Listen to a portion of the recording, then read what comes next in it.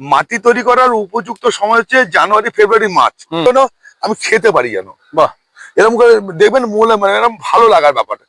আপনারা এই এই ভালোবাসা মানে হাতে তুলে যেন মনে হয় ভাত খাচ্ছি, ঠিক যেরকম গায়ে লাগে আমি আমি ভালো মনে করি। বাহ, আমি যেরকম আমার মাটি লাগে আমার ভালো মনে করি। আপনি যারা মাটি ভালোবাসে তারা এই মাটিতে শুয়ে পড়বে একদম। তবে আপনার মাটিটাকে ঠিক এরকম ভালোবাসতে হবে, মানে এরকম নিতে হবে। মাটির মধ্যে গন্ধ শুকতে হবে, কাদা হয়ে উঠে আসছে না এরকম। এবার এই করছি, রাখো এই যে দেখো। নমস্কার বন্ধুরা, আমি তমাল মাইতি, গ্রিন প্যারাডাইস নার্সারি, আর আপনারা দেখছেন পুষ্পক আহ্বান। আপনাদের একটা কথা দিয়েছিলাম যে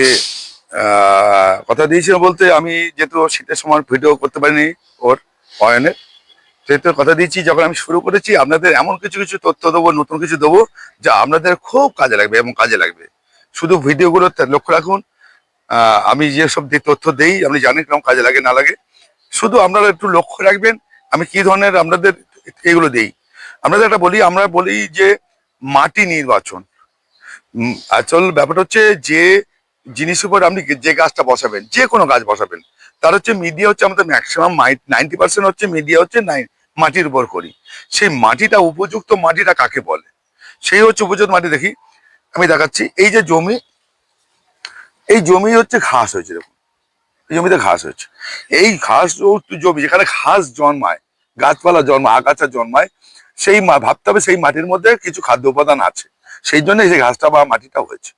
এখান থেকে আমরা 6 থেকে 1 ফুট এর এই রেঞ্জের মাটিটাকে তুলে নেবো। এই রেঞ্জে মাটিটা তুললে দেখুন আমি দেখাচ্ছি কিরকম হয়। এই মাটি আমি তুলছি, দেখুন এখান থেকে দেখুন এরকম গুঁড়ো হয়েছে, ছাদের মলম হচ্ছে, দেখুন এটাই। তাহলে এই মাটিটাকে আমি কোদাল কুপিয়ে তুলে নেবো।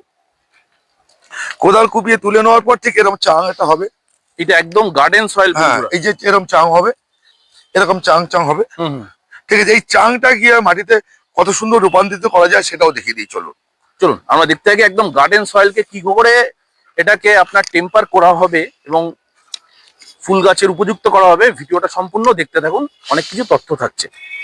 এবার দেখুন এই যে মাটিটা আমি তৈরি করেছি, এখানে আমি মাটি তৈরি করেছি, ঠিক এরকম করে ভেঙে নেবেন।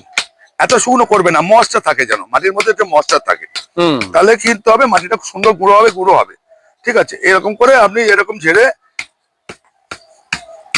মাটি প্রথমে বাগান থেকে তোলা হলো গার্ডেন সয়েল, তারপরে রেখে দিতে হবে ময়েশ্চার করার জন্য, ময়েশ্চার কমে যাওয়ার জন্য ওই 30%। আমি ঠিক আছে বলছি, এই মাটিটা এইটা ঠিক আছে, এইটাকে এবার দেখুন একটা জিনিস দেখাই, ক্যামেরা কাছে আনো। এই যে দেখো একটা, এই যে একটা কালো আস্তরণ, এই যে এই যে ভুসি, এটা হচ্ছে যে ঘাসগুলো হয়েছে তার পাতা পচে এইটা হয়েছে। এটা কিন্তু একটা ভালো মাটির জন্য খাদ্য উপাদান, ঠিক মানে ওরই জিনিস নির্যাস। মনে করুন জঙ্গলে কে কে মেনটেন করে, কে সার দেয়, ওর যে পাতা পড়ে সেই পাতাটাই ওই গাছের খাদ্য হয়ে যায় পচে, ঠিক আছে। এই যে এই জিনিসটা, এটা কিন্তু মাটির মধ্যে অনেক খাদ্য উপাদান আছে, যেটা রাইজোবিয়াম, তারপরে ব্যাকটেরিয়া, এগুলো অনেক কিছু থাকে, মানে প্রাকৃতিক উপাদান অটোমেটিক সে পায়। এইবার এটাকে ছেড়ে এরকম করে আমরা এরকম ছেড়ে নেবো, দেখুন ছেড়ে হয়ে গেছে। আচ্ছা তমাল দা, এই যে ঝাড়ছেন এগুলো তো যেগুলো ছিল আর কি, হ্যাঁ, ওই ছাই ভুসিগুলো সরিয়ে ফেলতে হবে। এই যে ঘাস আছে, ঘাসের টুকরো আছে, মৃত ঘাসের টুকরো আছে। এবার কি আছে, এটা কিন্তু একবার ধোলাই মোলাই হবে। আচ্ছা, ধোলাই মোলাই হয়ে আমি চালুনি দিয়ে চেলে নেবো, বড় চালুনি দিয়ে। বেশ, সেই চালুনি দিয়ে চাললে এর মধ্যে যত আগাছা আছে, মনে করুন ঘাসের টুকরো আছে, ঘাসের দানা থাকতে পারে, ওই যে মুতো ঘাসে, সব বেরিয়ে যাবে। সেটা বেরোনোর পর কিরকম হবে সেটাও দেখাচ্ছে। চলুন আমরা থার্ড স্টেপটা দেখেন, আসুন। এবার দেখুন এইটা চেলে নেওয়ার পর মাটিটা কেমন হচ্ছে দেখুন। বাহ, এবার আমি বলছি তমাল দা, এটা কি আসছে মানে হ্যাঁ, এই বছরে আমি বলছি মাটি তৈরি করার উপযুক্ত সময় হচ্ছে জানুয়ারি, ফেব্রুয়ারি, মার্চ। এর মধ্যে আমি মাটি তৈরি করে সব গুছিয়ে রেখে দিই। এটা হচ্ছে এই মাটিটা তৈরি করছি কিন্তু সব গাছের জন্য। এবার এর থেকে ভাগ করে বিভিন্ন গাছের আমি আলাদা কম্বিনেশন করব। প্রথম মাটিটা আমি তৈরি করবো, এতে আমি সিজন ফ্লাওয়ার করবো, গাঁদা করবো, চন্দ্রমল্লিকা করবো, ডালিয়া করবো। তখন তার যা ভাগ আছে সেটা পরে মেশাবো। আগে প্রথম মাটিটাকে এরকম করবো, এরকম মনে হবে আমি খেতে পারি যেন। বাহ, এরকম করে দেখবেন মূলে মানে এরকম ভালো লাগার ব্যাপারটা। আপনি দেখুন এটা মাটি, দেখুন এই যে মাটির চেরের মধ্যে কিছু আছে, দেখুন ফাইন ডাস্ট মাটি, হ্যাঁ একদম, দেখুন ধুলোও না, আবার টুকরো আছে, এই যে টুকরো আছে দেখুন, এই ধরনের হবে মাটিটা। দেখুন এই যে মাটি, এর সঙ্গে কিচ্ছু মেশানো নেই, আমি গোবর সার টোবর সার কিছু মেশাইনি এর মধ্যে। বাহ, এটা একদম আপনি তো পুরো একদম প্রকৃতির কোলে আমাদের নিয়ে হ্যাঁ, এই এসেছেন। দেখুন। বন্ধুরা দেখুন, তমালদার গ্রিন প্যারাডাইস নার্সারি বিশাল একটি ফার্ম।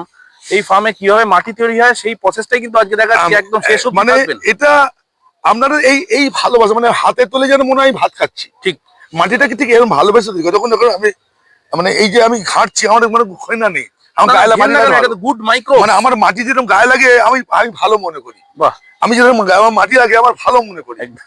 হ্যাঁ, সত্যি কথাই বলছি। মাটিকে ঠিক এরকম করবে, এর সঙ্গে কিছু এবার কি করবেন দেখুন। তমালদা যা গাছ ভালোবাসে আর যা মাটির মানুষের মাটির আমি সঙ্গে বলছি মিশে থাকে সবসময়। এইটাকে অন্তত 5 থেকে 6 বার জল খাবেন। এই যে জল খাইয়েছি, জল খাইয়ে শুকনো যেই হবে আবার কোপাবেন। এরকম কোপালে কি হবে, এই মাটিটা জল ধরে রাখার ক্ষমতাটা নষ্ট হয়ে যাবে। বেশ, যদি কোনো সময় অন্য মাটি থাকে, এটা আস্তে আস্তে এমন হতে হবে এই মাটিটা জল ধরে রাখার ক্ষমতাটাকে নষ্ট হয়ে যাবে। আচ্ছা, এটা এখানে খোলা রেখে দেবে, বৃষ্টির জল খাবে? না না, এটা মার্চ মাস অব্দি থাকবে তোমার। হ্যাঁ, এবার যদি বৃষ্টি হয় রাত্রিবেলা? এই একদিন বৃষ্টি বা 2 দিন বৃষ্টি লাগার কিছু হবে না। আচ্ছা, দিনে কবার তমালদা জলে এটা না না, ভেজাতে হবে? দিনে না, তাহলে একদিন জল ভেজাবো, হুম, যেই শুকিয়ে যাবে কোপাবো, এটাকে তলাই মালাই করবো, করে আবার জল দেবো, আচ্ছা, পুরো ভিজিয়ে দেবো। দিয়ে করতে করতে এই মাটিটা তখন জল ধরে রাখার ক্ষমতা নষ্ট হয়ে যাবে। মানে টবেতে জল ধরে রাখে তো মাটি, হুম, সেই মাটিটা আস্তে আস্তে ও নিজে অ্যাবজর্ব করে জলটাকে নামিয়ে দেবে। বেশ, টবেতে বেশি অতিরিক্ত জল ধরে রাখা মানে গাছের ক্ষতি। ঠিক, এই মাটি মানেই আমার যে শুধু হয়ে গেল তা না, এটাকে বারবার করে এরকম করতে করতে মাটিটা এত সুন্দর হালকা হয়ে যাবে। আমরা হালকা বলতে কি বোঝাই জানেন? অনেকে কি বোঝে মাটি হালকা মানে তার মধ্যে হয় ধানের তুষ দাও, নাহলে কোকোপিট দাও, এই রকম। এটা হালকা নয়, হালকা হচ্ছে মাটির গুণটা হালকা। মানে মাটির মধ্যে কোনো আঠালো ভাব থাকবে না। না, সে জল নামিয়ে দেবে। হুম, এইটা হচ্ছে ব্যাপারটা। এরপরে পরবর্তীকালে এই মাটিটাকে আমি গোবর সার মেশাবো, সিঙ্গেল সুপার ফসফেট মেশাবো, অ্যামোনিয়াম সালফেট মিশিয়ে একটু পচিয়ে নেবো। যদি কারো, আমি একটা কথা বলি, মাটি কারো এঁটেল টাইপের হয়ে আছে, একটু এঁটেল মাটি, ঠিক এরকম করেছেন অথচ এঁটেল মাটি, তারা কি করবেন, বস্তা পিছু, এক বস্তা সিমেন্টের বস্তা পিছু 100 গ্রাম ammonium sulphate, single super phosphate নয়, অ্যামোনিয়াম সালফেট মিশিয়ে জল খাওয়াবেন। তাতে কি হবে, অ্যামোনিয়াম সালফেট মেশালে এর মধ্যে যদি এরকম ঘাসের টুকরো থাকে, এই যে ঘাসের একটুখানি থাকতে পারে, এটা পচে যাবে। এটা কিন্তু মাটির সঙ্গে পচে যাবে। কিরকম বলছে, এই যে ছোট ছোট কিছু থাকলো এবং ঘাসের শেকড় টেকড়, এগুলো কিন্তু সব পচে যাবে। তমালদা এটা শুধুই মাটি আছে? শুধু মাটি। এবার আরেকটা কথা বলছি, এবার দেখুন একটা জিনিস দেখা, হাতে তুলে দিতে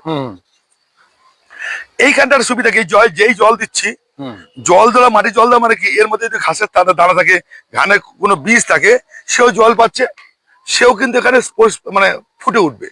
তখন আমি যখন ধলাই মলাই করছি, তাকে আমি কিন্তু এখান থেকে বের করে দেওয়ার সুযোগ পাচ্ছি। তার জ্বলন্ত এই মাটি খুলেছি, এবার দেখুন এই কাছে এসো, বাহ, আমি দেখাচ্ছি জিনিসগুলো কিরকম আগাছা মুক্ত হয়ে যাবে। দুর্দান্ত মাটি হয়েছে তোমার। এবার দেখুন এই যে দুটো আগাছা, এটা জীবন্ত, এর মধ্যে এই বীজ ছিল, এটা উঠেছে। তাহলে আমি এইখানে যখন ধলাই মলাই করছি, এটা আস্তে আস্তে নষ্ট হয়ে গেল।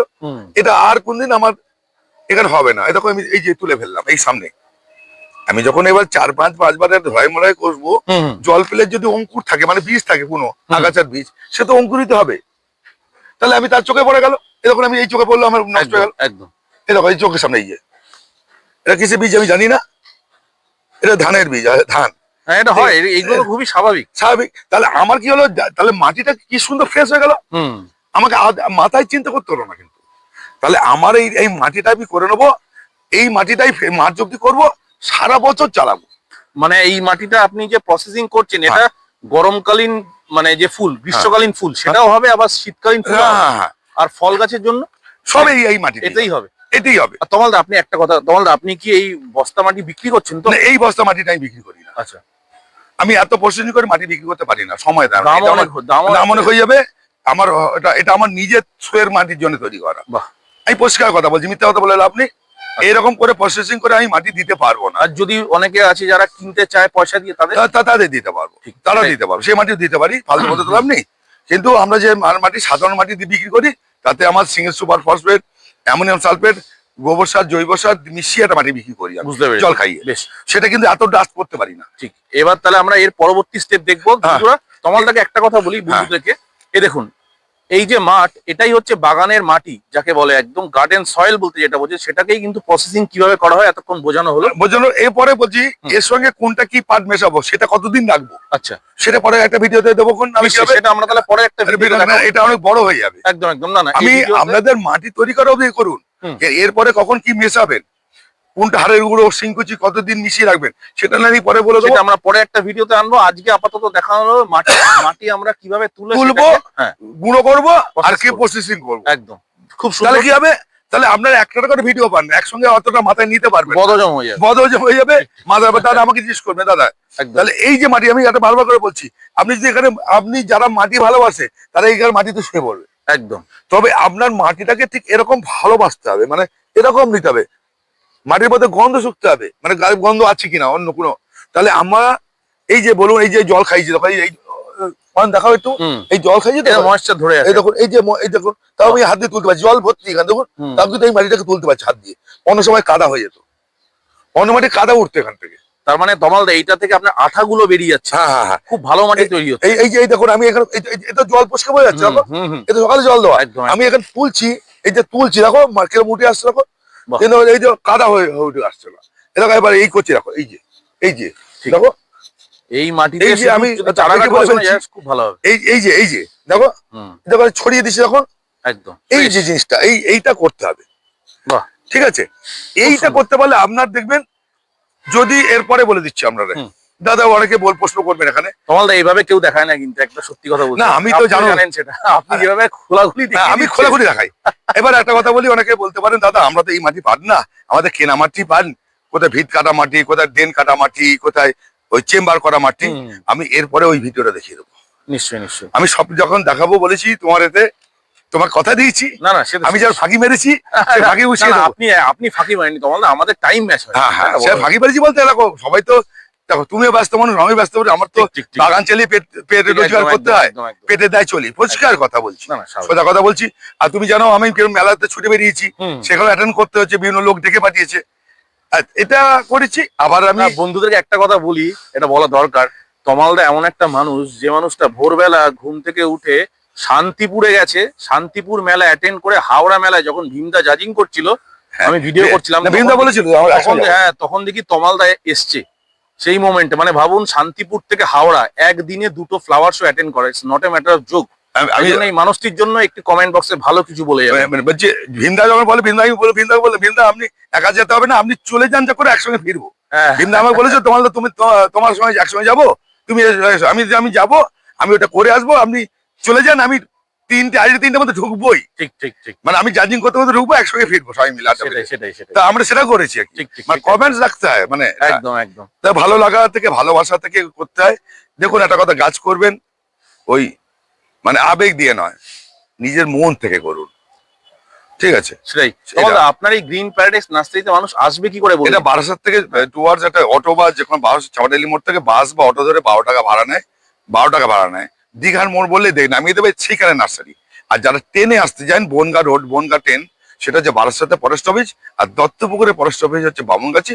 ওখান থেকে ভ্যান রিক্সা নিয়ে আমার বাগানে আসা যায়, এটা মেন রোডের উপর, যশোর রোডের উপর। একদম, ফোন ঠিক আছে। নাম্বারটা একবার তমালদা। 9831880761। আমি সবাইকে বলছি, গ্রিন প্যারাডাইস নার্সারি ভিজিট করুন, প্রকৃতির কোলে হারিয়ে যান, অসাধারণ একটি নেচার আপনারা উপভোগ করতে পারবেন, যেখানে একদম মাটির সঙ্গে মিশে থাকেন তমালদা। আমার one of the favourite nursery green paradise nursery, সবাই কিন্তু আসবেন। স্ক্রিনে দেওয়া নম্বরে ফোন করে তমালদার সঙ্গে কথা বলুন, নমস্কার চ্যানেলের বন্ধুরা। সাথে যুক্ত থাকবেন। আবার সবাই পরে ভালো ভিডিও দেখা হবে, থাকবেন। একদম, আজকে এই অবধি থাকুক। চ্যানেল নিশ্চয়ই আমি সাবস্ক্রাইব করতে ভুলবেন না না, বন্ধুরা, আমি please। বলি আপনাকে পাবেন, কিছু না কিছু পাবেন। একদম একদম, সবাই ভালো নমস্কার। থাকুন, নমস্কার। হ্যাঁ।